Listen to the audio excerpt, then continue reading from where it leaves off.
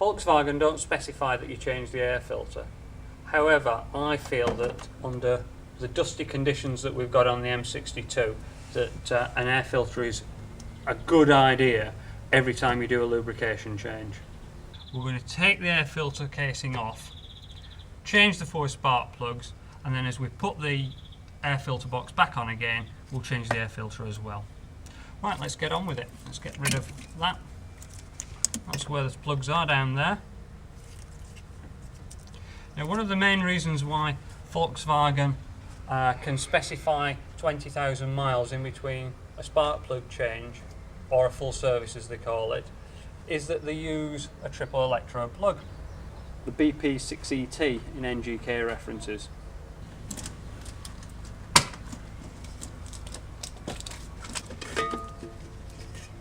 That's the air filter out.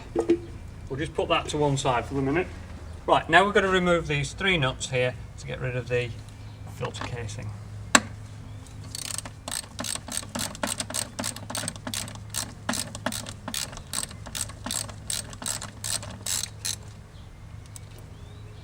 Right, that's got rid of them. We'll just lift that out of the way.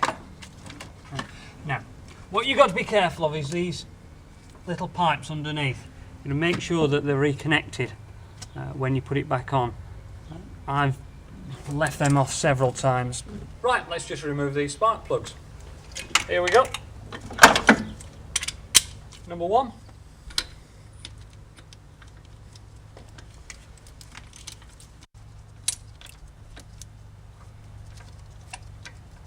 I'll be able to tell you the Bosch reference in a minute. It's W7DTC.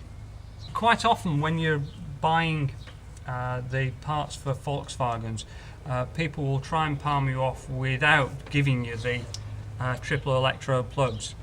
They try and get you the just standard BP60Ss, and if you know the reference, you know what you're getting. We find that they run a heck of a lot better with these triple electrodes. Volkswagens are actually the only injected cars that I know of that run on non-resistor plugs. Everything else, like the Ford injections and even the Ford electronic ignition cars, have a resistor in the plug. Their reference would be BPR something or BCPR something, and it's the R that denotes the resistor. Whether you're in Champion or Bosch or NGK, if there's an R in the reference number, it's a resistor plug. Right, this is the air filter that we bought from the shop earlier. As you can see, comparing it to the one we've taken out, new one's a heck of a lot cleaner.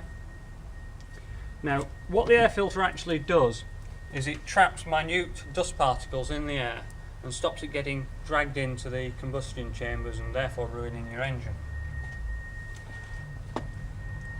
Right, pop that in and then we'll put the cover on. This aftermarket air filter cost us about £3 or £4, and under a dealer service I think they're about £7 then. And just think of the money you're going to save by doing it yourself.